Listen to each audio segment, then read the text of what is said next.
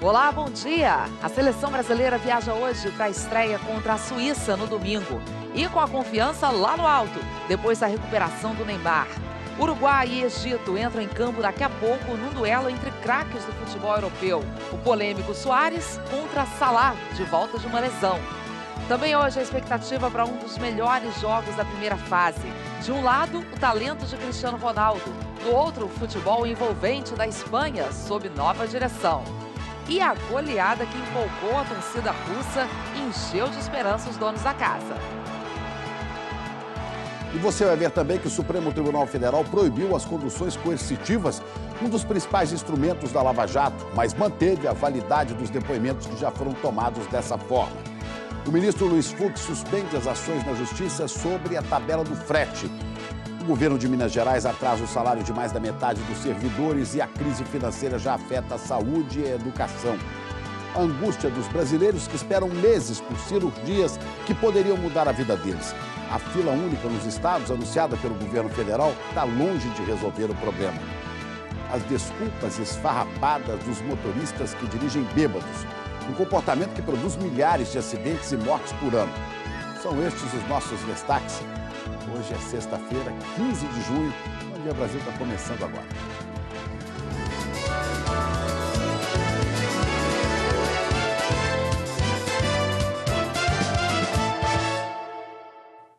E a gente começa a edição desta sexta-feira indo direto para o nosso estúdio em Moscou, na Praça Vermelha, porque a Copa da Rússia começou com a goleada dos anfitriões sobre a Arábia. E hoje vamos ter em campo alguns dos maiores candidatos a craques da Copa, né? Ana Paula e Fernanda. Dobre dia, Moskva. Que isso? Opa! Nossa. Dobre ultra, bom dia para você, Ultra, Chico. Para todos aí no Brasil. E olha, realmente hoje, muitos craques em campo, viu? Olha aí, Mohamed Salah, Luizito Soares, Cristiano Ronaldo e, além disso, vamos ter também uma Espanha de técnico novo. É verdade. A pergunta que fica é o seguinte, será que Fernando Hierro, que é o técnico novo da Espanha, vai afastar essa crise e derrotar a seleção do melhor do mundo, né, que é o Cristiano Ronaldo? Mais tarde a gente vai ver. Vamos ver, vamos ficar de olho. Agora, primeiro, vamos saber de seleção brasileira, que estreia já no domingo. A Copa começa pra gente domingo, jogo contra a Suíça, às 3h, horário de Brasília. Mauro Naves sabe tudo sobre seleção brasileira. Mauro, fala pra gente, então. Boa tarde pra você, bom dia pra quem tá no Brasil. Exatamente, Ana, Fernanda, boa tarde, bom dia a todos lá.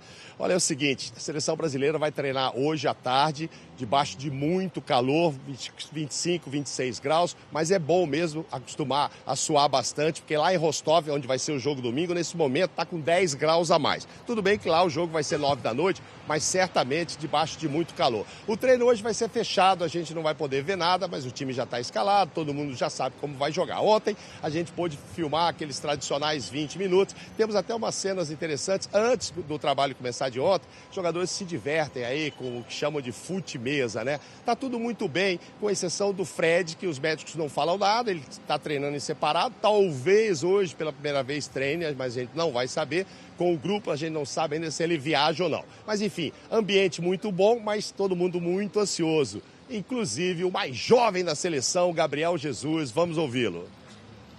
Primeiro que, por mais que eu consegui tirar de letra essas minhas estreias que você citou, tranquilo não é. É difícil. A ansiedade bate um pouco, é normal. Se tratando de Copa do Mundo também, o maior torneio que temos no futebol, a ansiedade bate, mas vou procurar ficar tranquilo. Desde 1970, quando jogou o Clodoaldo, um jovem não estreava, alguém tão jovem não estreava aí pela seleção. O Gabriel acabou de fazer 20 anos agora em abril. Agora ele está com essa ansiedade, mas tem uma tranquilidade ali que passa por ele e por todo o time, porque todo mundo sabe que tem junto com eles a força, a genialidade, o talento do Neymar. Eric Faria. Neymar tem 26 anos. 8 deles como jogador da seleção. De 2010 para cá, vestiu a camisa do Brasil 85 vezes. O maior número de jogos entre os 23 convocados. Com a 10 amarelinha, passou por 4 treinadores diferentes. Mano Menezes, Felipão, Dunga e agora Tite. Ao olhar para o campo e ver o Neymar jogando no seu time, deve ser um alívio para qualquer técnico que esteja sentado no banco de reservas. Mas no caso da seleção vai além. Os próprios companheiros ficam mais confiantes quando vem o craque em campo. Quando ele voltou contra a Croácia e fez o gol, todo mundo viu que a aguardada recuperação da cirurgia tinha se confirmado. Sim, o Neymar está muito bem, graças a Deus. Contra a Áustria, quando o amistoso esquentou, Neymar apanhou e marcou outro golaço. Era a prova definitiva para acabar com 3 meses de dúvidas.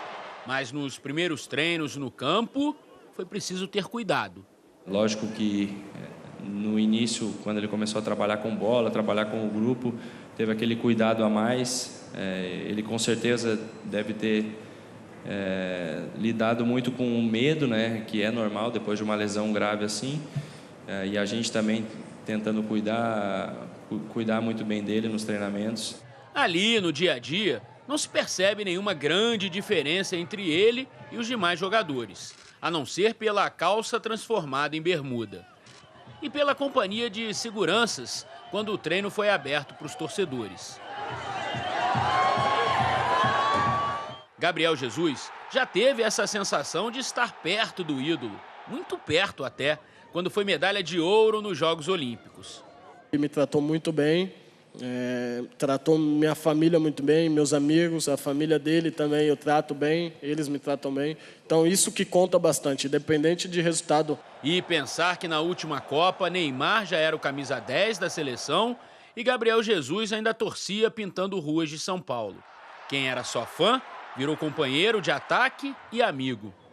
Sempre me deu conselhos, assim como também às vezes que dá ali também, eu falo com ele. Neymar está para a seleção brasileira, assim como Cristiano Ronaldo está para a portuguesa e Messi para a Argentina. O craque admirado que pode fazer a diferença. Neymar Júnior é o nome dele. Esperamos ouvir isso muito durante essa Copa, né? Mas vamos agora começar a trazer as notícias sobre o clássico de hoje. Portugal e Espanha, o jogo vai ser em Sochi. Os dois times se enfrentam pelo grupo B. Jogo às 15h, horário de Brasília. Pois é, o assunto deveria ser então a estreia de Cristiano Ronaldo, Iniesta e Sérgio Ramos, mas só se fala em Fernando Hierro, que virou técnico da Espanha há 2 dias. Felipe Brizola, quero saber, você tem um palpite aí sobre o que a gente pode esperar desse jogão? Oi, Fernanda, tudo bem? Um beijo, Ana Paula. Essa é uma pergunta complicada, mas o que dá para esperar é que são equipes com um astral bem diferente, né? Uma Espanha extremamente autoafirmativa, querendo mostrar que a crise passou, e Portugal muito mais relaxado e tendo um peso a menos, porque é o atual campeão europeu. Então, para as pretensões do país português, aquele pessimismo tradicional chega um pouco mais aliviado em relação a outras Copas do Mundo. A gente, para ilustrar o que a Espanha tem vivido, a gente separou algumas capas de jornal que mostram o que eles passaram nessas últimas 48 horas, né? Para alguns jornais, as piores 48 horas da história da Espanha. Falando em terremoto, alguns jornais falando em choque, teve meio de comunicação tratando como ferida. Enfim, tudo isso para enriquecer e deixar esse clássico super esperado ainda mais aguardado e ainda mais recheado. Ontem a gente sentiu o último treino das duas equipes e, como eu disse, 2 ambientes bem distintos. Uma Espanha querendo mostrar que o objetivo permanece intacto e Portugal com dúvidas sobre questões ali tática, mas com o Cristiano Ronaldo. Com menos de 48 horas de trabalho, Fernando Hierro ainda não domina a função, mas há otimismo na Espanha. Confiança plena nos rapazes e confiança plena na ideia que esse time vinha trabalhando nos últimos 2 anos, ele garante. No último treino antes da estreia, eles nem pareciam uma seleção que dispensou o treinador há 2 dias e fizeram questão de deixar bem claro que, apesar de tudo, o objetivo continua intacto. Eu creio que o futebol se aprende sobretudo nos momentos malos. Eu creio que no futebol se aprende principalmente nos momentos difíceis e, neste caso, não só pela parte esportiva. O que aconteceu serve para nos tornar mais unidos. Continuamos com o mesmo objetivo, discursou o capitão Sérgio Ramos. Enquanto a seleção espanhola treinava aqui no estádio em Sochi, Julen Lopetegui era apresentado lá em Madrid pelo Real. E não foi uma apresentação qualquer. Demitido por ter negociado com o clube durante a preparação para a Copa, o técnico desabou. desde a morte de minha madre, o mais triste de minha vida. Mas toda essa turbulência não interessa aos portugueses. É o que eles dizem. Atuais campeões europeus terão Cristiano Ronaldo com chuteira devidamente preparada e testada. Como ele diz, e muito bem, é mais importante do que ele, ou eu, ou qualquer um dos outros, somos nós. Nós é que somos importantes, nós é a equipa de Portugal. Incerteza aqui apenas a escalação na estreia. O técnico Fernando Santos escondeu o time durante toda a preparação.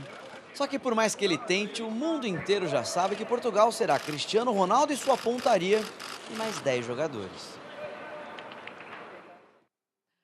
Eu volto já já com as notícias dos outros jogos dessa sexta-feira. Daqui a pouquinho tem Egito e Uruguai e ainda hoje Marrocos e Irã. Chico. Ok, a gente volta com você já já, Ana Paula. É já. E por aqui, o prefeito da cidade de Paranhos, Mato Grosso do Sul, sofreu um atentado no início da noite de ontem. A cidade faz fronteira com o Paraguai. É para lá que nós vamos falar com a repórter Martim Andrada, que tem informações ao vivo. Como é que aconteceu isso? De Dourados. Martim, bom dia. Oi, Chico, bom dia para você, bom dia para todos. Pois é, o Dirceu Betoni do PSDB estava chegando na casa dele, entrando na garagem. Um homem chegou numa moto, entrou e fez os disparos, pelo menos aí 4 atingiram o prefeito, um na barriga, um no ombro, no queixo e um de raspão na cabeça. Ele foi trazido aqui para Dourados, passou por uma cirurgia durante toda a madrugada e o estado de saúde dele é estável. Paranhos, como você disse, fica na fronteira com o Paraguai, a cerca de 450 quilômetros de Campo Grande. A polícia está investigando, aí não sabe o que motivou esse crime. Lembrando que a cidade é pequenininha, não tem delegado. Então, delegados das cidades da região vão assumir a investigação, viu, Chico? É contigo aí. Ok, muito obrigado, Martim. E diante do impasse sobre a tabela do frete, o Supremo Tribunal Federal decidiu suspender todas as 53 ações na Justiça e convocou a reunião para a semana que vem. Vamos saber mais em Brasília com a Juliana Morrone. O ministro Luiz Fux quer ouvir todas as partes antes de decidir se esse tabelamento de preços é válido, né, Juliana? Bom dia. É, Chico, bom dia a você, bom dia a todos. O ministro Fux quer evitar decisões diferentes para o mesmo problema. A tabela do frete.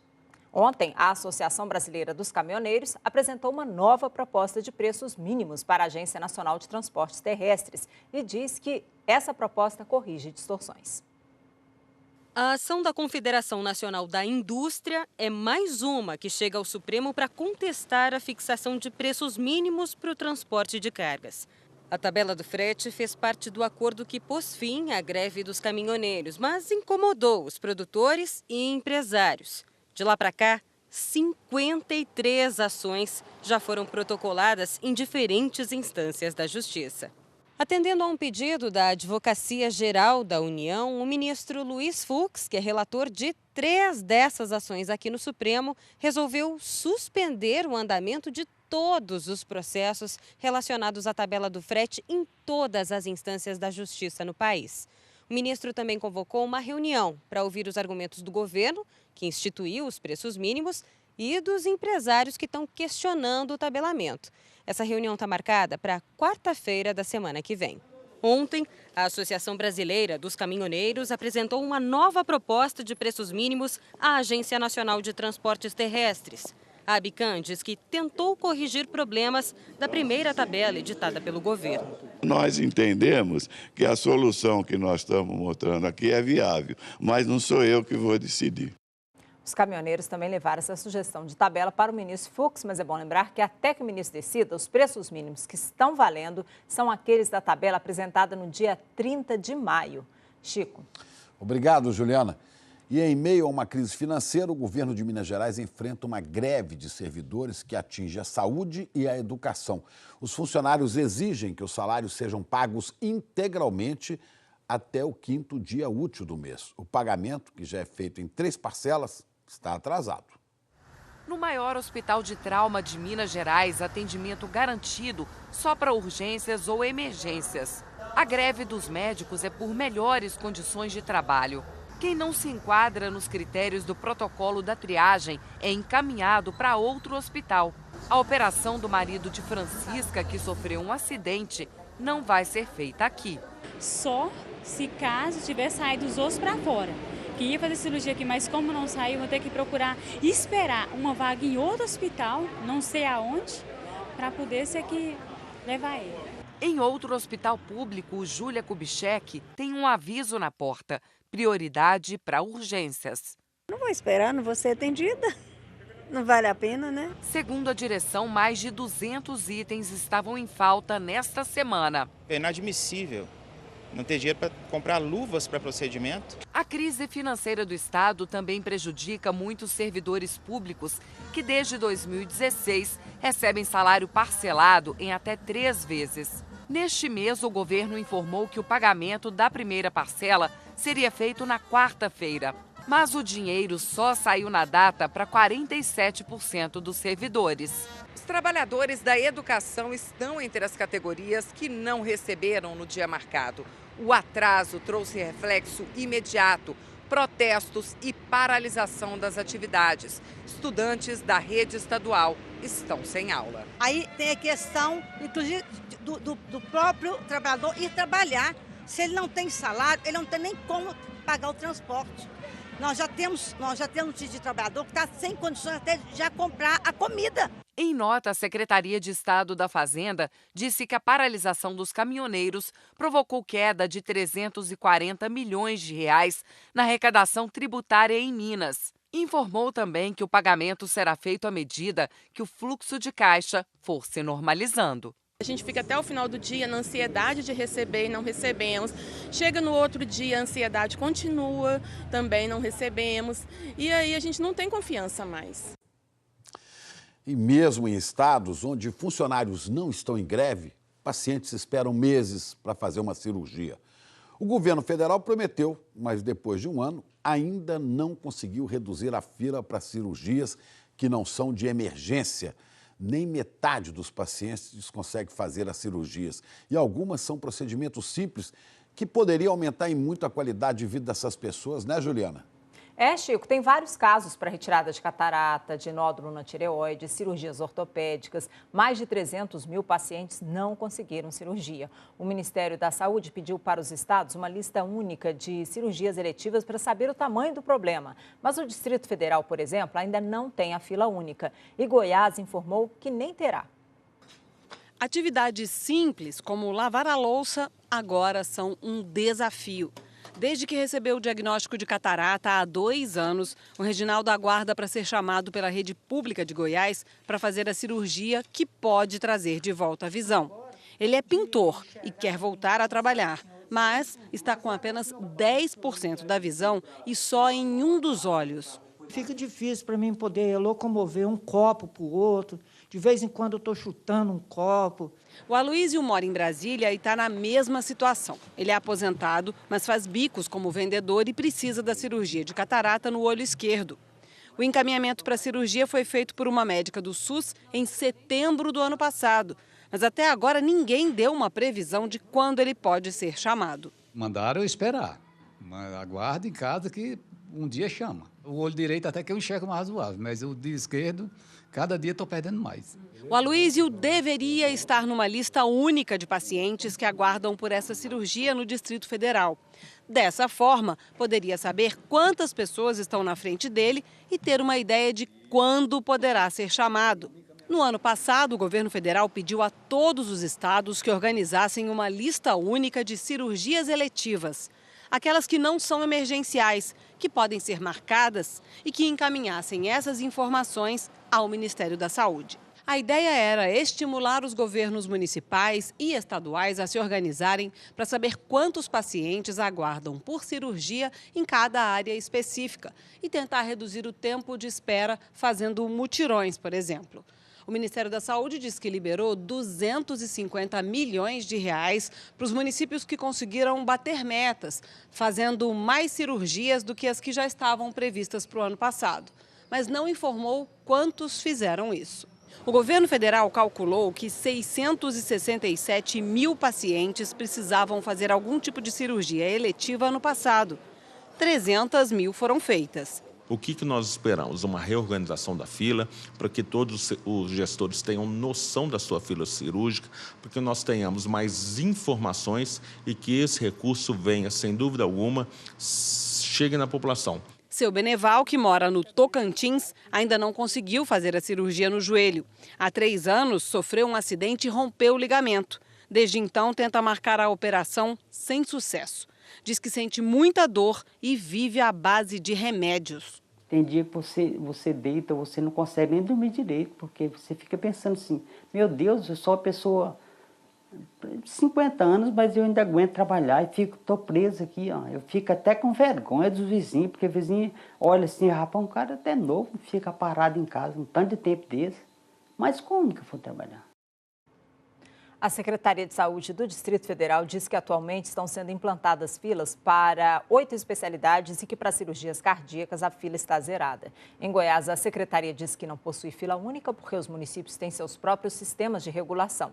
E no Tocantins, a Secretaria vai fazer mutirões de cirurgias para reduzir a fila. Chico. Pois é, Juliana, o governo criou essa fila para ver o tamanho do problema, mas pouco se avançou, né? O problema é que são vidas paradas e saúde não pode ser um negócio do qual participam aqueles que têm mais dinheiro. Saúde é direito de todo cidadão, né, Alexandre? A gente viu aí o exemplo do seu Beneval, que quer voltar ao trabalho, mas não consegue.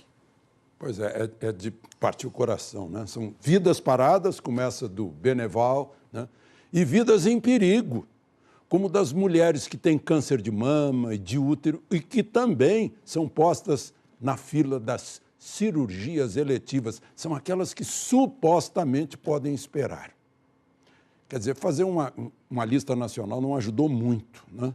Porque a realidade do dia a dia nos hospitais mostra que um dia o centro cirúrgico está fechado porque o ar-condicionado não funciona, no outro o tomógrafo é que não funciona e aí o cirurgião não consegue saber onde vai atuar com precisão, no outro dia falta anestesista porque eles são poucos, no outro falta fio de sutura apropriado, faltam luvas no dia seguinte.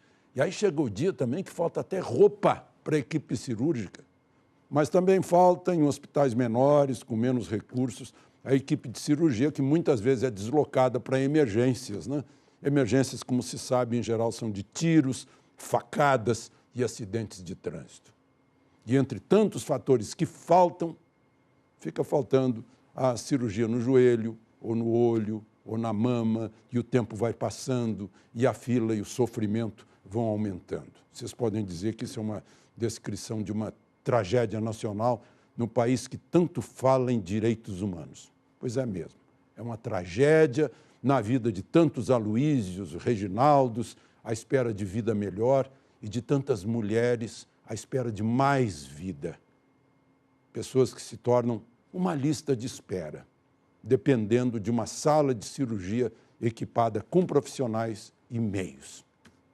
E do outro lado dessa fila, ainda há uma outra angústia, a de ter que escolher, de separar quem não pode esperar mais e quem poderia esperar ainda mais. Chico? Pois é, o que nos deixa indignados, Alexandre, é isso, né? Que tem essa fila, agora para quem tem dinheiro, não tem fila. Passa na frente, é atendido. Agora, todos pagam impostos, isso devia valer para todo mundo, está na Constituição. Dureza. Obrigado, Alexandre. Vamos conversar agora sobre o tempo com a Isabela Camargo, que tem a previsão aqui. Isabela, bom dia para você. Olha, aqui no Rio não para de chover, menina. A última sexta-feira vai ficar assim, sem sol, vai ficar... Quantos lugares está assim? Ô Chico, bom dia para você, bom dia a todos. A previsão se confirmou, né? Essa última sexta-feira do outono tá chuvosa aí no Rio de Janeiro mesmo, essa chuva vai continuar e o frio também. Ela está aí, ela faz parte, né, das 6 capitais que vão ficar com o céu bem encoberto hoje. Vou te mostrar aqui no telão as outras além do Rio. Olha só, nada de sol em Curitiba, São Paulo, o Rio de Janeiro e Vitória. Dá uma olhada nas temperaturas máximas. Especialmente Curitiba e São Paulo estão com cara de mínimas, né? Mas vai ser aí o máximo que os termômetros vão atingir. A gente está com todas as condições para isso acontecer, tá? Agora, se o sol aparecer, já que a atmosfera também é livre, vai ser muito rápido. A gente também tem previsão de céu nublado em Campo Grande. Em Cuiabá, máxima só de 21 graus. Olha, são quase 10 graus a menos do que o normal para o mês de junho. Já Belo Horizonte e Florianópolis, o sol aparece, mas entre muitas nuvens, e especialmente aqui, olha, em Santa Catarina, máxima só de 16. Hoje, o dia amanheceu com geada em quase todo o estado do Rio Grande do Sul. Essa área de alta pressão continua atuando firme e forte por aqui, jogando bastante ar gelado e provoca friagem também aqui em Rondônia e no Acre. Ela também, o movimento do ar em torno dela também joga umidade aqui para a faixa leste de São Paulo, Rio de Janeiro e Espírito Santo. Por isso que nesses 3 estados nós vamos continuar então com o céu bem nublado e chance de garoa e chuva de fraca a moderada intensidade ao longo do dia. No próximo mapa você vai ver mais detalhes. Com outras cores fica até mais fácil entender. Então aqui, olha, Mato Grosso do Sul, Paraná com muitas áreas de instabilidade. Aqui a chuva pode ser um pouco mais forte. Interior de São Paulo também, sul de Minas e avançamos até ali para o sul da Bahia. Tem pancadas de chuva do Recôncavo Baiano até o Rio Grande do Norte, avançando aqui no norte do Ceará, Piauí, Maranhão. E a gente vem aqui até Amapá, Roraima e o Acre. Onde não chove, você sabe, o sol brilha forte, mas especialmente nessa área pontilhada, alaranjada, a umidade fica abaixo de 30%, especialmente aqui, olha, no noroeste de Minas e um pedacinho da Bahia, estado de alerta, com umidade abaixo de 20%. As temperaturas, elas não se alteram tanto no outono, né, no centro-norte do país, então nós temos 31 graus para Manaus, São Luís, 29 Recife e Salvador, 35 Palmas e 30 Goiânia. Aí todas essas azuladas nós já mencionamos, né, que vão ficar bem frias hoje. E no Rio de Janeiro, Chico, então, só para reforçar, só 20 graus hoje para vocês, tá? 7 a menos do que o normal. Pois é, com chuva. Agora, e o fim de semana? Qual é o destaque para ele? Tenho boas notícias para quem quer tempo mais firme, tá? Olha só, eu vou te mostrar aqui no telão que amanhã o tempo já abre Mato Grosso do Sul, Mato Grosso. E no domingo, olha só, nós temos só chuva na faixa leste de São Paulo, Rio de Janeiro, mas é uma chuvinha fraca, especialmente no horário, né, do Jogo do Brasil. A previsão é de pouca chuva, a gente está vendo. Então, o tempo agora, Chico, só tende a ficar mais firme. Tá bom. Obrigado, Isabela. Bom fim de semana para você. Para nós. E uma cratera com quase 50 metros de profundidade deixou em alerta os moradores da ilha de Itaparica, na Bahia. Além de chamar a atenção pelo tamanho, ninguém sabe como é que esse buraco apareceu. A cratera surgiu no meio de uma mata nativa da ilha de Matarandiba, município de Veracruz, a 14 quilômetros de Salvador. Tem 69 metros de comprimento, 29 de largura e 46 de profundidade. O buraco está na propriedade de uma multinacional americana que utiliza a área para a extração de salmoura, uma mistura de água e sal usada na fabricação de produtos químicos. A matéria-prima é retirada em 6 poços, a uma profundidade de 1.200 metros. A cratera foi descoberta no fim do mês passado durante um trabalho de rotina. Funcionários faziam uma limpeza aqui perto quando ouviram um estrondo na mata e foram verificar. O que eles escutaram foi provavelmente a queda de uma borda do buraco, que é normal nesse tipo de erosão. Os especialistas não sabem ainda exatamente quando a cratera começou a se formar, mas acreditam que já tem alguns meses. A empresa diz que vai fazer estudos com imagens de satélite e análises do subsolo para descobrir o que causou a cratera e se ela pode aumentar de tamanho. A área tem mais de 30 poços desativados, mas ainda não se sabe se o buraco tem relação com a extração de salmoura. O mistério está preocupando os moradores desta vila, que fica a 1 quilômetro da cratera. A gente não sabe se na nossa vila, que por conta de estar próximo às áreas de extração, pode estar vulnerável ao aparecimento de outras crateras. Mas esse geólogo diz que, por enquanto, não há perigo para os moradores. Pela própria orientação dos falhamentos que a gente tem na área, nada leva em direção ao povoado. Eu acredito que os estudos vão comprovar o que eu suspeito, que não haja perigo para a comunidade. A multinacional isolou a área para evitar acidentes. As ações que nós tomamos é estreitar o canal de comunicação com essa comunidade, de forma que qualquer esclarecimento necessário, nós queremos que sejam feitos para a comunidade, de forma que ela fique mais tranquila possível. Que coisa, hein? Olha, a seguir vamos falar das desculpas esfarrapadas daqueles motoristas flagrados dirigindo depois de beber. O Supremo Tribunal Federal proíbe as conduções coercitivas, mas mantém a validade dos depoimentos já colhidos dessa forma. E por aqui a gente fala do confronto entre Egito e Uruguai, que é daqui a pouco. E olha, o craque Salah não começa o jogo como titular. Os detalhes já depois do intervalo. Agora 7h44, horário de Brasília, 1h44 da tarde, aqui em Moscou.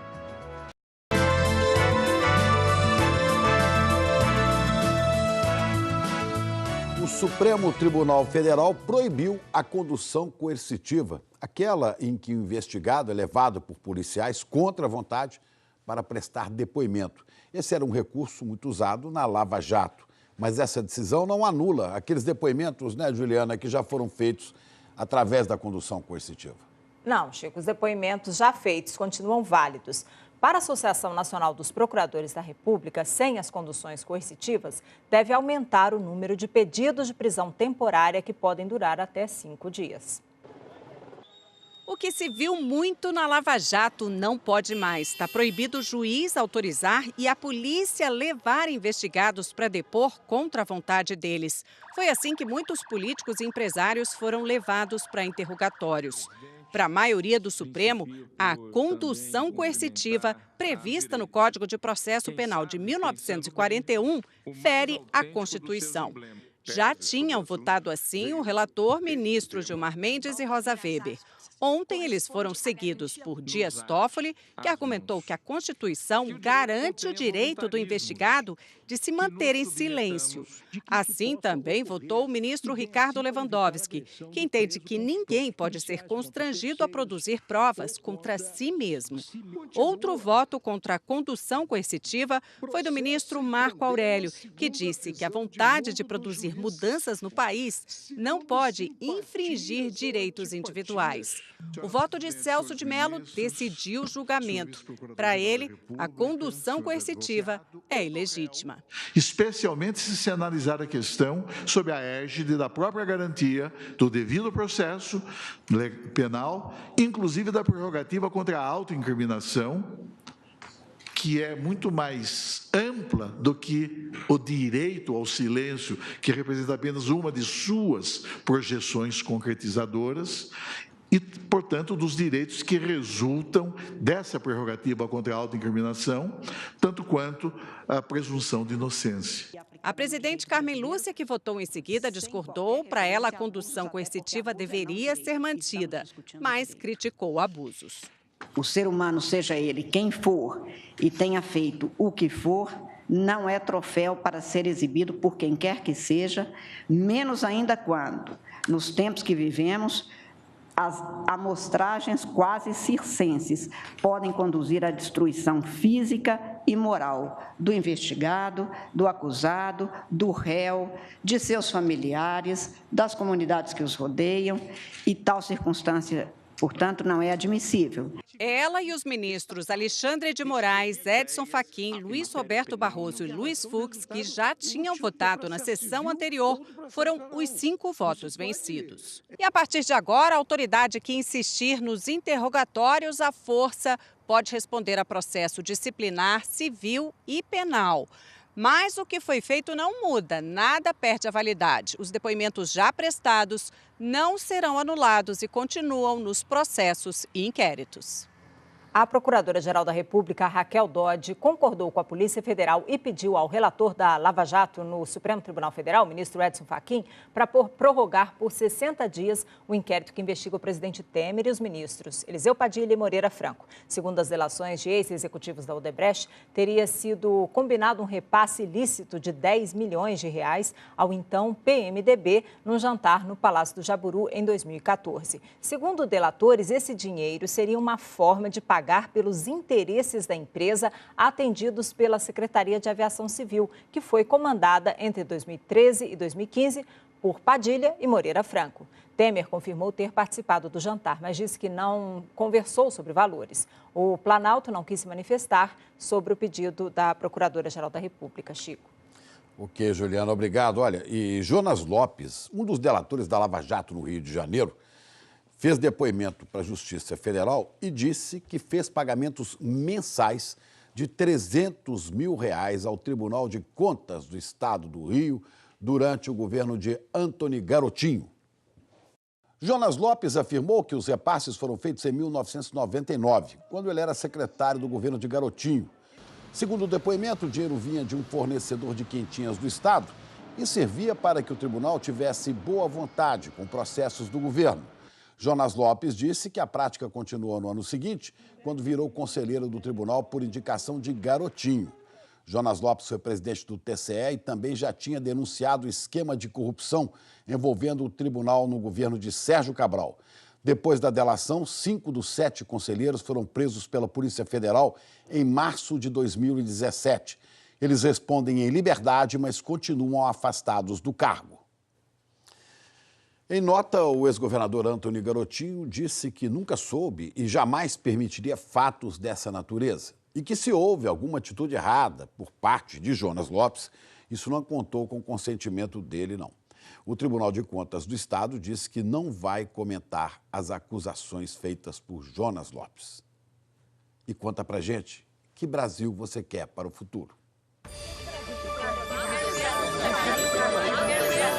Me chamo Rebeca, falo da cidade de Bom Jardim, interior do estado do Rio de Janeiro. Estou representando o curso de formação de professores. O Brasil que nós queremos para o futuro é um Brasil onde nossos governantes investam mais em educação de qualidade e que os nossos professores sejam mais valorizados. Meu nome é Samuel Carlos e hoje eu estou representando o município de São José do Japuri, especificamente o perímetro rural de Tabatinga. O Brasil que eu quero para o futuro é um país no qual o governo federal e os governos estaduais investam cada vez mais em iniciativas voltadas para a agricultura familiar. Sou Rayane, eu falo do alto da torre da Igreja Matriz São Pedro e São Paulo de Mamanguape. E o Brasil que eu quero para o futuro é um Brasil com menos corrupção e onde a história do nosso país seja valorizada. Meu nome é Lucas, tenho 15 anos e sou de Nova Lacerda, Mato Grosso.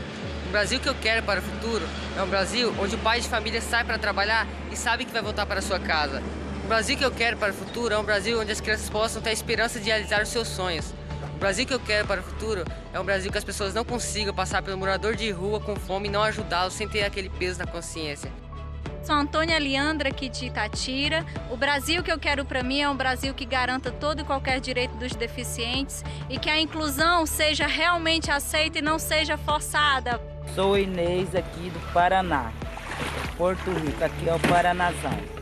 Um Brasil que eu quero melhor é que os rios sejam menos poluídos. Muita gente joga muito lixo. Vamos parar com isso. O pessoal precisa da natureza para viver. Meu nome é José Nilson Ângelo da Silva, falo do sítio em Poeiras, município de Jataúba, Pernambuco.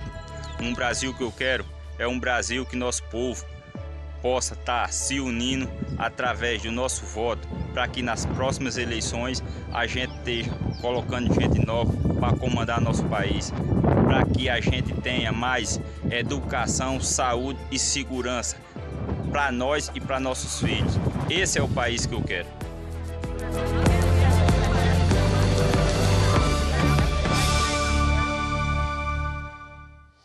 Como disse aí o José Nilson, né? Olha, saúde, educação, segurança, paz, trabalho, são coisas básicas em qualquer país que se queira sério. E é um sonho de futuro, mas que pode começar a ser construído agora.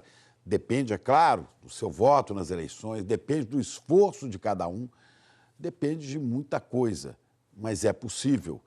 As mensagens que você tem visto aqui estão no Globoplay, estão na nossa página na internet, estão no site g1.com.br/Brasil que eu quero, onde você encontra também dicas de como gravar o seu vídeo.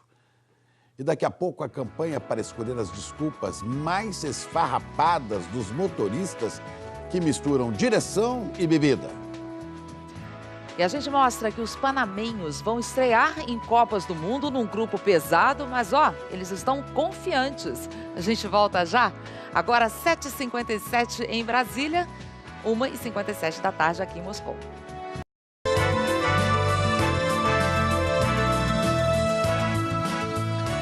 Hoje é sexta-feira, está começando a Copa do Mundo, começou ontem, e a gente sabe, nessa época, né, os bares ficam mais cheios, ficam lotados, e por isso o Detran de São Paulo está lançando uma campanha inusitada. Quer ver só? Rodrigo Bocardi, bom dia para você.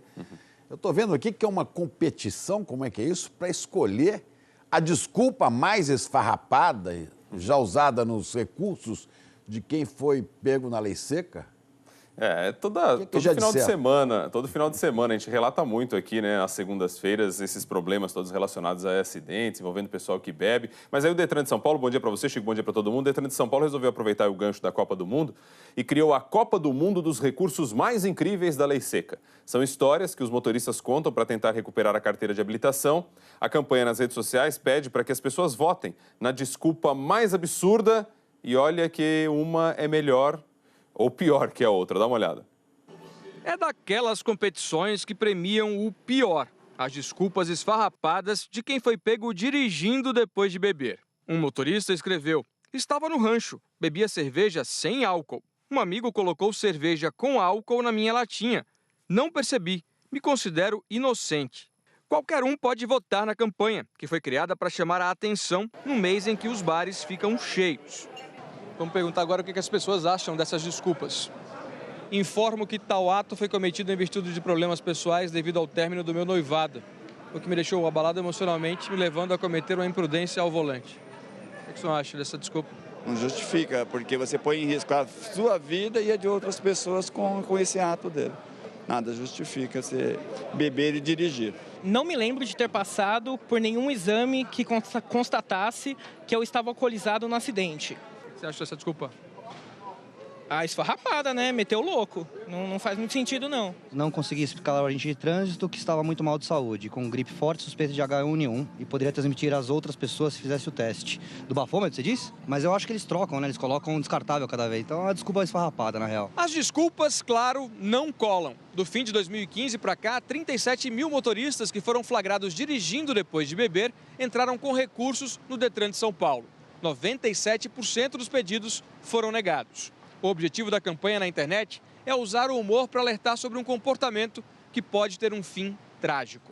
A gente tem hoje no nosso país aproximadamente 40 mil mortes por ano no trânsito. As pessoas elas têm que entender que elas beberem 1 copo, 2 copos de cerveja, isso já tem um efeito na direção. E qualquer desatenção que ela tenha, ela pode aí ter um acidente grave e também um dano muito grande para terceiros. No ano passado, mais de 70 mil motoristas brasileiros foram pegos dirigindo sob efeito de álcool.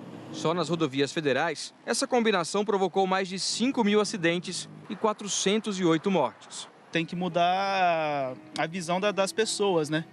A cultura das pessoas quanto a isso, de se preocupar em se proteger e proteger o outro no trânsito. Nenhuma quantidade de álcool é tolerada pelas leis brasileiras. A pena pode chegar a 3 anos de prisão, multa de quase R$3 mil e suspensão do direito de dirigir por 1 ano. Motorista alcoolizado que provoca acidente com morte pode pegar até 8 anos de prisão, sem possibilidade de pagar fiança. Bruno conta que já dirigiu depois de beber e que mudou de atitude depois que percebeu o perigo. Quando você vê, você está um pouco desligado, às vezes vai um pouquinho para o lado e você fala, não estou bem para dirigir. Hoje, por exemplo, você vai como para casa? De metrô, nem tenho carro. Tenho carta, mas nem tenho carro e prefiro assim sair para beber, volto de metrô ou de ônibus.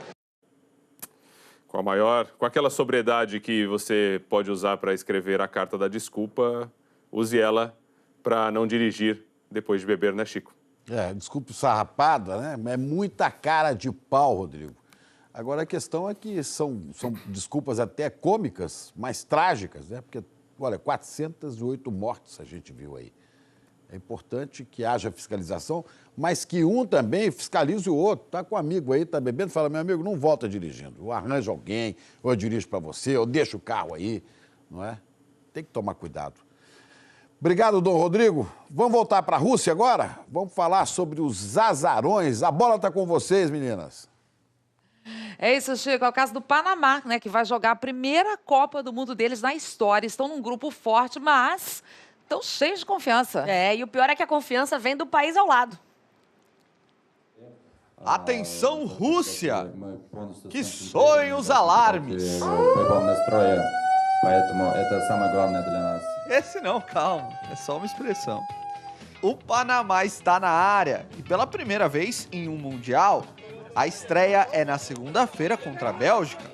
Perguntaram com que belga vão trocar de camisa no fim do jogo. Como equipe profissional... Olha, como equipe profissional, não estamos pensando em trocas de camisas. Estamos pensando em corrigir erros pontuais, termos um bom desempenho coletivamente e mostrar que o Panamá tem capacidade para estar nos próximos mundiais. Além da Bélgica, o Panamá ainda enfrenta pelo Grupo G a Inglaterra e a Tunísia, duros adversários na disputa pela classificação para as oitavas. A missão do Panamá é difícil, mas aqui eles sabem que está longe de ser impossível. Os panamenhos têm um belo exemplo da última Copa do Mundo, que vai servir de inspiração na Rússia. A Costa Rica, que faz fronteira com o Panamá, foi a sensação da Copa de 2014 no Brasil. Eles classificaram na primeira posição de um grupo que ainda tinha Inglaterra, Uruguai e Itália, e caíram somente nas quartas de final para a Holanda nos pênaltis. Para ello foi muito satisfatório. Olha, para nós também foi uma alegria, porque nos deu a ideia de que se ontem eles conseguiram, nós também podemos e queremos fazer muito melhor que eles. Muito melhor que eles. Se alguém acha que o Panamá veio para a Rússia a passeio, é bom ficar alerta. E depois do intervalo, Marrocos e Irã também se enfrentam hoje e no grupo que tem ainda Portugal e Espanha. Ana, e não é só em campo que o Irã promete surpreender, não. As torcedoras iranianas estão driblando a proibição de frequentar estádios. Já estão aí na Rússia também. A gente vai mostrar já já. Agora são 8h03, hora de Brasília.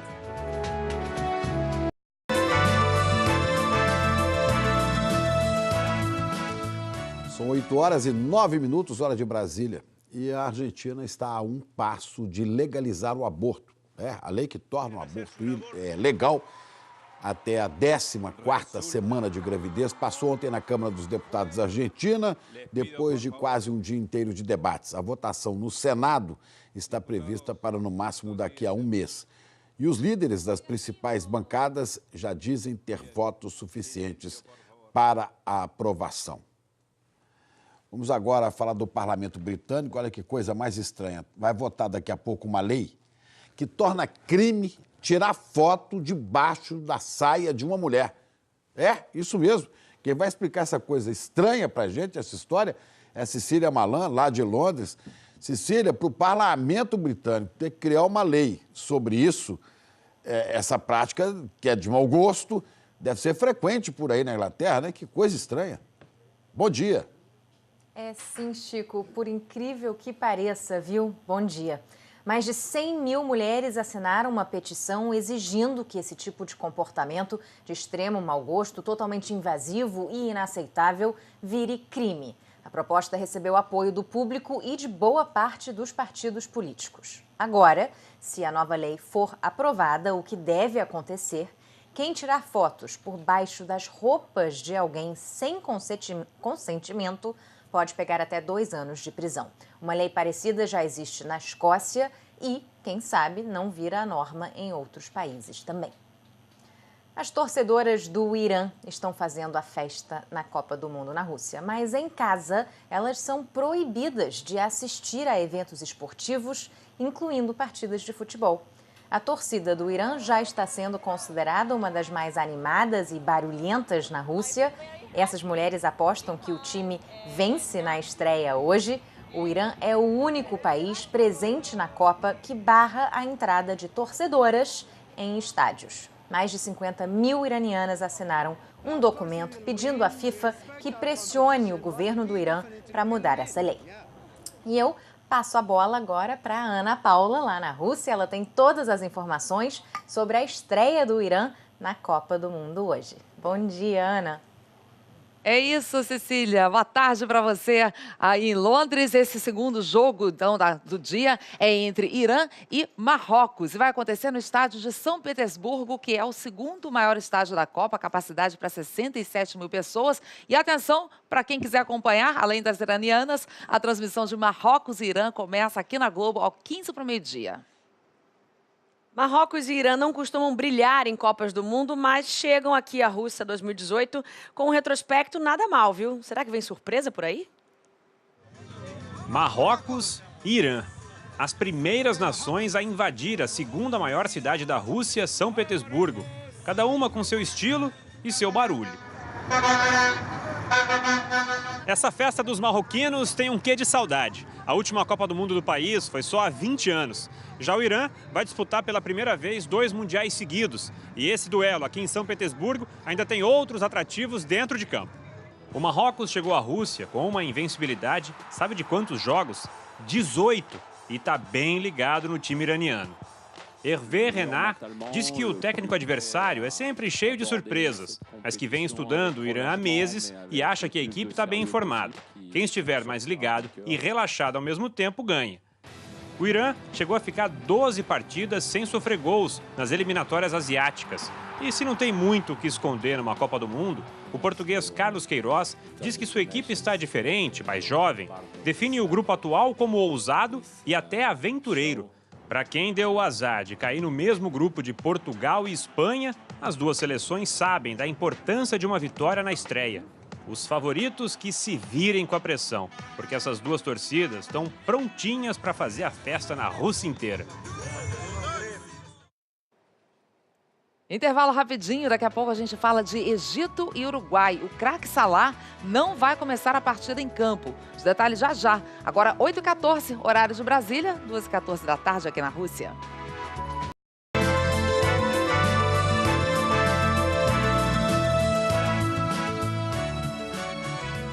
Estamos de volta ao vivo aqui da Rússia com imagens para você do estádio de Ekaterimburgo, uma das sedes da Copa e que recebe daqui a pouquinho o primeiro jogo do dia, Egito e Uruguai. E sobre esse jogo acaba de sair uma notícia importante que a gente antecipou um pouco aqui. Esse jogo então entre Egito e Uruguai, o atacante egípcio Salah vai começar a partida no banco de reservas. Lembrando que ele ainda se recupera, né, de uma lesão no ombro. A Júlia Guimarães está lá em Ekaterimburgo e conta mais detalhes para a gente disso. Oi, Júlia, todo mundo na expectativa para ver se o Salah vai ou não jogar. Pois é, Ana Paula, tudo bem? Bom dia para todo mundo que está assistindo a gente. Confesso que essa notícia pegou todo mundo de surpresa por aqui, principalmente depois da coletiva do técnico do Egito ontem, o Hector Cúper, que ele praticamente garantiu o Salah no time, disse que só um imprevisto tiraria o Salah do jogo. Mas a gente tem aí as imagens do Salah chegando aqui na Arena Ekaterimburgo com o restante do time do Egito e o Salah fica no banco de reservas. Então essa é a expectativa dos torcedores egípcios de verem pelo menos a grande estrela da seleção no segundo tempo. Se o Egito não vai ter o Salah começando ali entre os titulares, o Uruguai vem com força total para esse jogo. O ataque é um dos mais poderosos dessa Copa do Mundo, Cavani e Suárez. A gente tem as imagens também do Uruguai chegando aqui na Arena Ekaterimburgo. São os dois maiores artilheiros da história da seleção uruguaia. Eles que vão para a disputa do 3º Mundial na carreira. Então são dois jogadores muito importantes. Se o Salah ainda não vai estar em campo, essas duas estrelas com certeza vão alegrar essa festa aqui. Fica essa expectativa gigante para a gente ver o Salah, que trouxe a seleção do Egito de volta a uma Copa do Mundo depois de 28 anos, né? Ana Paula, Fernanda, eu volto com vocês aí. Obrigada, Júlia. Pois é, exatamente, nós ficamos aí nessa expectativa, nesse segundo dia de Copa do Mundo. Então, como a gente viu, né, Fernanda, daqui a pouquinho podemos ter em campo esses dois craques aqui, Salah do Egito e Luis Suárez do Uruguai. Exatamente. Pode ser a estreia, então, de Salah. Vamos esperar o jogo realmente começar. Lembrando que hoje é aniversário dele, nada mal, né? Um presente aí, podendo estrear de vez nessa Copa. 26 anos, já Suárez faz seu reencontro com a Copa do Mundo, né? A terceira dele, e já marcou 5 gols. É um dos personagens mais emblemáticos, sem dúvida nenhuma, dos últimos mundiais. Quando Luis Suárez estiver em campo, fique atento aos seus pés, à sua cabeça, às suas mãos e até aos dentes. Esse atacante uruguaio nos proporcionou alguns dos momentos mais emocionantes das últimas Copas do Mundo. Em 2010, foi essa defesa que chocou o planeta. Foi pênalti! Tirou com a mão o uruguaio. Um atacante num ato de goleiro. Uma atitude desesperadora para evitar a derrota no fim da prorrogação com Gana nas quartas de final. Deu certo. Suárez foi expulso, viu de fora do campo o pênalti perdido. Em seguida, mais pênaltis. E o Uruguai classificado. 4 anos mais tarde, uma atuação de gala em São Paulo. Um show contra a Inglaterra era o apogeu do louco Soares. Mas um jogo depois, a loucura em sua forma mais extrema, a mordida em Chiellini rendeu um banimento de 4 meses do futebol. O vampiro renegado. Mais 4 anos se foram e você agora vai poder assistir mais um ato de Soares, seja lá ele qual for. Muito menos controversa é a figura do egípcio Mo Salah, o craque queridinho do Mundial. Não apenas por seu penteado, seu carisma, mas também porque podemos estar diante do melhor jogador do mundo. A temporada de Salah pelo Liverpool credencia. Seus números são melhores que os de Cristiano Ronaldo e Messi. E seu roteiro também. A lesão na final da Liga dos Campeões deu contornos dramáticos à participação dele na Copa. Uma volta decisiva para que siga na disputa pela Bola de Ouro. Egito e Uruguai colocam em campo 2 grandes histórias. Muito obrigada, Copa do Mundo! Então, para ninguém se perder, para todo mundo ficar atento, olha aí o resumo. Ó. Hoje, Uruguai e Egito, daqui a pouquinho às 9 horas em Ekaterimburgo, e a Globo transmite. Vamos agora, então, chamar a Jaqueline Brasil, na nossa central de meteorologia da Copa, para saber como é que fica o tempo dos jogos de hoje. Já temos jogo coladinho hoje aqui no Bom Dia Brasil, né, Jaqueline? Bom dia para você. É isso, bom dia para todos e boa tarde para você, Ayana. Antes eu estava olhando esse céu azul aí, olha, esse tempo vai continuar muito bom, tá? O sol o dia todo por aí e máxima de 21 graus, coisa boa, né? Mas sobre a previsão dos jogos de hoje, Egito e Uruguai se enfrentam daqui a pouco, então, na cidade de Ekaterimburgo, a cidade que fica na encosta dos Montes Urais, bem na fronteira da Europa com a Ásia. É uma região que sofre bastante influência da congelante Sibéria e por isso o clima por lá é mais frio mesmo. 10 titulares da seleção do Egito atuam na Europa e já estão acostumados com todo esse frio. Mas quem vai sofrer com essa temperatura será o goleiro do Egito, o Essam El Hadari, e os reservas que jogam em times egípcios e também em países vizinhos, onde agora, por exemplo, as máximas passam dos 33 graus. E detalhe, sem chuva. A partida de hoje vai ser no estádio de Ekaterimburgo, mesmo nome da cidade. A temperatura por lá no momento de 11 graus, com a sensação mais baixa, tá? De 6 só. Chance de chuva de 80%, a umidade relativa do ar de 75%, com a velocidade do vento de 20 km por hora. Agora, imagina que o goleiro aí vai encarar uma variação de mais de 20 graus. Ele que tem 45 anos e é o jogador mais velho da Copa. Vai ter que se aquecer ainda mais para evitar aí uma lesão muscular. E por falar em performance, vamos ver qual vai ser o desgaste físico dos jogadores durante a partida? O nosso WBGT vai estar no verde, portanto, tranquilo para os jogadores. E hoje tem mais jogos à tarde. Marrocos e Irã se enfrentam no estádio de São Petersburgo, o segundo maior do torneio, foi inaugurado em abril. Durante o jogo, então, a temperatura na casa dos 24 graus, com a mesma sensação, umidade relativa do ar de 47%, não vai chover e a velocidade do vento de 16 km por hora. Vamos dar uma olhadinha no WBGT da partida no verde, então bem favorável para os jogadores. E mais tarde, olha só, tem jogo entre Portugal e também Espanha às 9 da noite em Sochi e 3 da tarde aqui no Brasil. A temperatura vai ser de 20 graus, com possibilidade de chuvinha fraca. Então, bom jogo para todos e eu vou direto para o Rio com o Chico. Oi, Chico, bom dia para você. Bom dia, Jaqueline, obrigado, né? Como você diz aí, como diziam os antigos locutores, né? Tempo favorável para a prática do esporte bretão. É por aí. Olha, a gente vai falar a seguir de novos ataques que ocorrem em Minas Gerais. Bandidos queimaram 26 carros e caminhões em 2 cidades. E por aqui a gente mostra os números dos craques que prometem ser os nomes da Copa. E na goleada da estreia da Rússia, o nome foi outro, Denis Cheryshev. A gente volta já. Agora, 8h24, horário de Brasília, 2h24 da tarde em Moscou.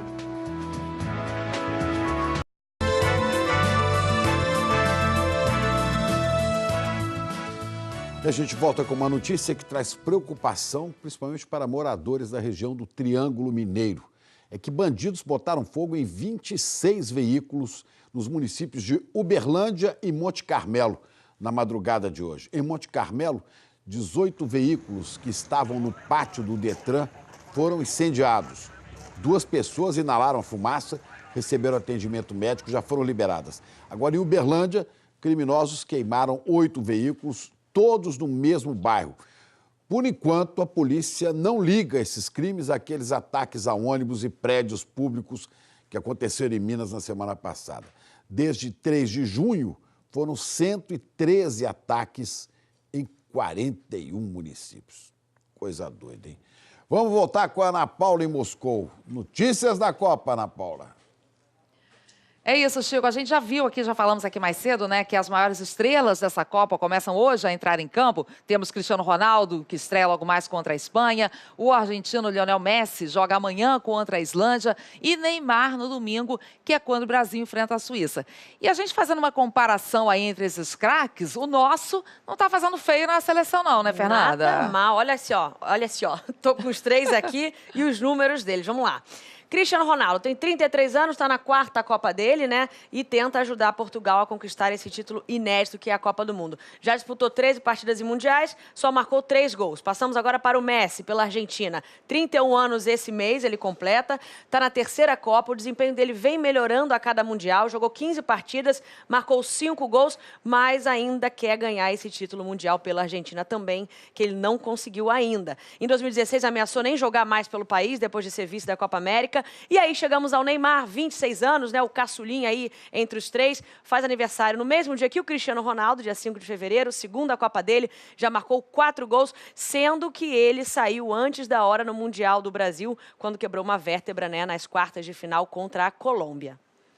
Então, amanhã, às 10 da manhã, no horário de Brasília, vai ser a vez de Argentina, de Messi e Islândia entrar em campo. E o Carlos Gil fala com a gente ao vivo do estádio do Spartak, que fica aqui em Moscou, palco desse jogão. Ô, Gil, todo mundo ansioso para ver o Messi jogar.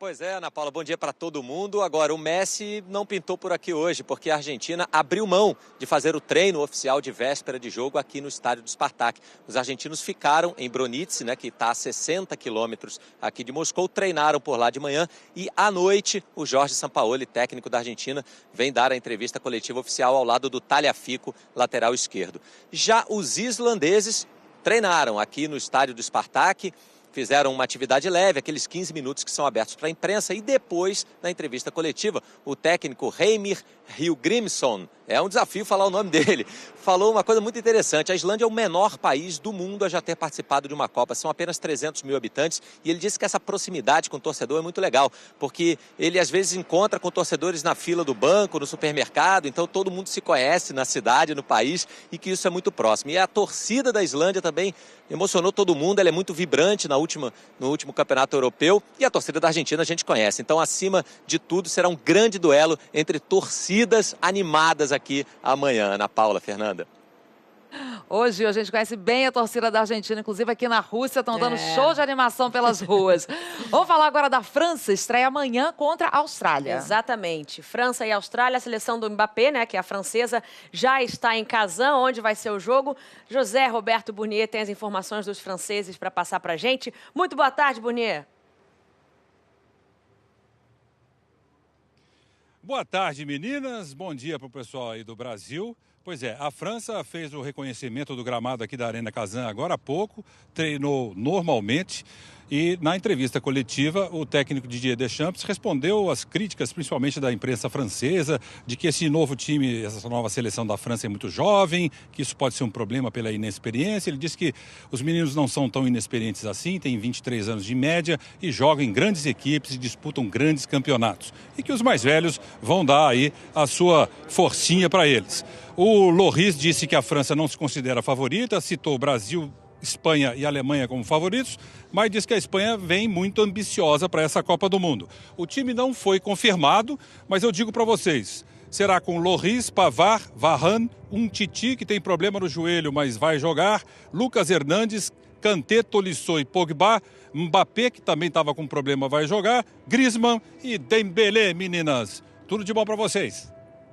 Pra você também. Obrigada, Burnia. Até mais, viu? Obrigada, Burnier. Obrigada pelas informações. Olho na França, então. Olho, então, é muito jogo para estar de olho o tempo todo. E agora vamos estar de olho na abertura da Copa, né? Porque ontem tivemos um herói improvável no primeiro jogo da competição. Herói, jogo, placar, tudo meio improvável, né? O nome dele é Denis Cheryshev, saiu do banco ainda no primeiro tempo para ser o nome da goleada da Rússia sobre a Arábia Saudita e encher de orgulho um país que estava aí meio desconfiado da sua seleção. Um vendaval de emoções varreu a Rússia. Mesmo esse povo geralmente tão contido, escolheu branco, azul e vermelho para ir ao trabalho hoje de manhã. Essa torcedora esperava uma vitória, mas com esse placar tão grande, ninguém esperava. Virou passeio! 5-0 sobre a Arábia Saudita. Só o Cheryshev fez 2, cada um mais lindo que o outro. Olha a Rússia chegando! Essa atuação fez muita gente de fora se sentir um pouco russo, como os torcedores do Uzbequistão, antiga República Soviética, que torce em peso para a Rússia. Esses dois aí são de outra ex-república, o Tadiquistão. Eles disseram que o gol mais bonito do jogo foi o último, de falta, do Galavin. Esse time que representa várias nações foi celebrado pela imprensa esportiva russa. O jornal Esporte Soviético estampou 5-0 numa montagem de fotos. E o Sport Express agradeceu. Obrigado, homens. Vamos adiante. Esses dois jornais também avaliaram muito bem o mais brasileiro dos russos, Mário Fernandes. Claro que o placar de 5-0 é placar elástico, mas a equipe fez por merecer esse placar. O Mário Fernandes não fez gol, mas apareceu muito no ataque. Sujou o uniforme, mostrou a alma de um verdadeiro soldado russo, mesmo tendo nascido em São Caetano do Sul. Foi desse jeito que ele conquistou o torcedor nesses 5 anos de Rússia. Foi por essas qualidades que ele chegou a jogar na seleção brasileira, num amistoso contra o Japão em 2014. Naquele jogo, ele entrou em campo no lugar do Danilo, que está aqui na Rússia com o Brasil. A vida do Mário na seleção brasileira foi curta porque uma vez ele disse não a uma convocação. Valeu a pena não por eu não ter me apresentado na seleção brasileira uma vez. Disso aí, claro que eu me arrependo, mas eu estou bastante feliz aqui. Foi a melhor escolha que eu podia ter feito, então só tenho que agradecer à Rússia. Por falar em alegria, os russos também estão muito felizes, não apenas com a goleada na estreia, mas com esses visitantes tão coloridos e barulhentos, que muitas vezes não deixam o samba russo atravessar. Dentro de campo também. Parabéns pela vitória, Mário. Em russo, como é que se fala isso mesmo? Vitória? Eu não sei. Sei obrigado, que é espassiva. Espassiva, Rússia. E olha, ainda sobre a abertura, lembra que ontem eu falei aqui que o Robbie Williams, o cantor britânico que se apresentou, tinha sido aconselhado a não tocar na abertura da Copa uma música que falava sobre os bilionários russos e seus negócios escusos? Pois é, talvez tenha sido por isso. E pode ter sido um protesto, porque ele é ativista de direitos de gays e lésbicas e a Rússia não é dos países mais avançados nessa área. Ou pode ter sido só porque ele estava irritado, porque todo mundo só perguntava sobre esses dois assuntos. O Robbie Williams não se explicou, mas fez esse gesto feio aí para as câmeras e transmitiu a festa para o mundo todo. Mas houve espaço também para a fofura, ou política mesmo, para ser mais pragmática. A cada gol da Rússia, a cena se repetiu. O presidente da FIFA com cara de surpresa e Putin oferecendo um aperto de mão ao príncipe saudita Mohammed bin Salman, diante das câmeras do mundo todo. Não custa lembrar que Rússia e Arábia Saudita estão em lados opostos, por exemplo, nos apoios à guerra da Síria. E depois do intervalo, a gente volta com as últimas informações antes da viagem da nossa seleção para o jogo de estreia nessa Copa. Agora, 2h37 da tarde aqui em Moscou, 8h37 da manhã, horário de Brasília.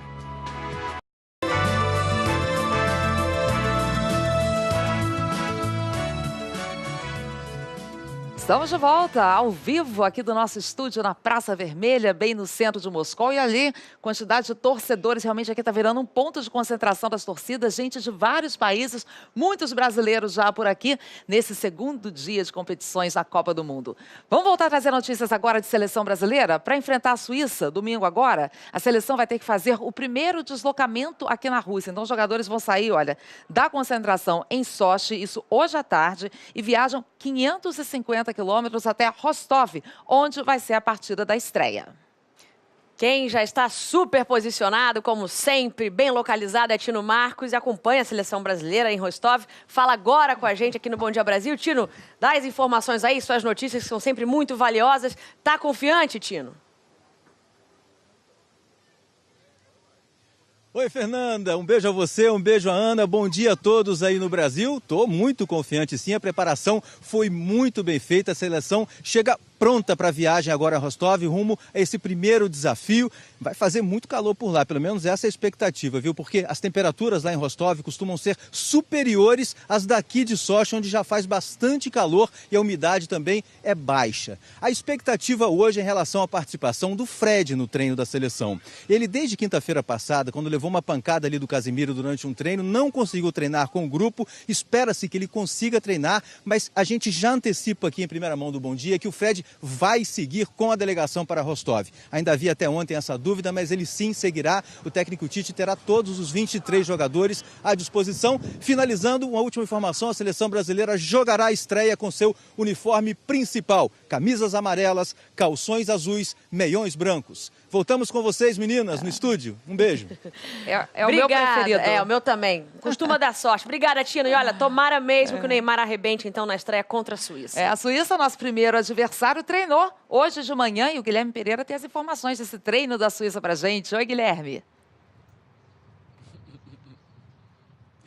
Oi, Ana, Fernanda, tudo bem? Um beijo para vocês, bom dia a todos. Lá no Brasil, treinou, mas ninguém viu. O treino foi 100% fechado para jornalistas. A gente não teve acesso nem aqueles 15 minutinhos como geralmente acontece. Foi o último treino da Suíça aqui em Samara. Por volta de 5 da tarde, os suíços vão para Rostov num voo que dura mais ou menos 1 hora e 40 minutos. E aí, olha que curioso, por causa da diferença de fuso horário que existe entre Samara e Rostov, os suíços saem daqui às 5 e chegam lá às 5h40. Eles vão ganhar 1 horinha nessa viagem para enfrentar a seleção brasileira. Aqui em Samara, uma outra informação importante, começam a chegar na estação mais alta de trem da Europa os torcedores de Costa Rica e Sérvia, os outros adversários do Brasil, que jogam aqui no próximo domingo, antes do jogo da seleção brasileira. Meninas, é com vocês. Tá certo. Obrigada, viu, Guilherme? Então, olha, daqui a pouquinho, logo depois do Bom Dia Brasil, segundo jogo da Copa, Egito e Uruguai. E quem vai narrar esse jogão? Luiz Roberto. Oi, chega mais, Luiz. Gente. Boa tarde. Boa tarde. Um jogo aí, pra você no Brasil. Um jogo cercado aí de expectativa, né? Todo mundo quer ver Salah, Luiz. Pois é, todo mundo quer ver o Salah, eu também, por acaso é aniversário do cara Exatamente. hoje, né? Ou seja, que presentão, né? Mas eu acho que se ele tiver condições de jogar algum tempo, ele vai entrar, porque o jogo de ontem, os 5-0 da Rússia sobre a Arábia, esse jogo, esse placar, bota uma pressão danada nesses dois times. Sim. O Egito sabe que precisa de ponto contra o Uruguai, que é o favorito do grupo. Ou seja, independentemente de Suárez, Salah, de Cavani e das estrelas, a gente tem um jogo pegado e a classificação já começa a ficar mais apertada para os dois que entram em campo. Tá certo, então já com isso a gente está encerrando o Bom Dia Brasil de hoje. Amanhã voltamos, né? E o Luiz agora assume. Ok, então, comigo mesmo. Até já, Luiz. Então, lembrando que hoje tem craque de sobra aqui na tela da Globo, em Suárez, Cristiano Ronaldo, Iniesta. Vamos torcer pro Salah, que começa no banco, mas pode entrar. Amanhã tem Messi em campo na sua 4ª Copa e a gente se despede, claro, torcendo por uma estreia com o pé direito da nossa seleção brasileira do domingo. Pariode, vamos Brasil! Tchau, gente, bom fim de semana. E segunda-feira a gente volta, Ana, mostrando os gols do Brasil, a cobertura da vitória, né? Rodrigo Bocati, segunda-feira, 7h15, hein? Mais Isso cedo, aí. 7h15. 7h15, tá bom, tamo aí. Tô aqui desde sempre, desde a madruga a gente tá aqui, estaremos na segunda. Bom final de semana pra todos. Com a palavra, Luiz Roberto. Bom final de semana. Dormiria até acordar, viu? Só sei disso. Vendo a Copa quando o olho abrir. E eu tô torcendo para que os suíços conheçam o velho e bom chocolate brasileiro. Um ótimo fim de semana para vocês. Gente, boa sexta-feira por aqui. Já fizemos bolão, já compramos pipoca para os jogos de hoje. E no domingo todo mundo torcendo muito. Quer arriscar o placar final, Chico? Ah, não, eu não arrisco esses negócios. Não faço prognóstico, não. Eu espero. Vamos esperar. Notícia a gente dá depois. É isso aí. Olha, e para vocês, meninas e meninos, e vocês em casa, meninas e meninos, o negócio é o seguinte, para bom entendedor, metade em russo basta. Slava Bogu eta pianitsa. É vida que segue. Até segunda.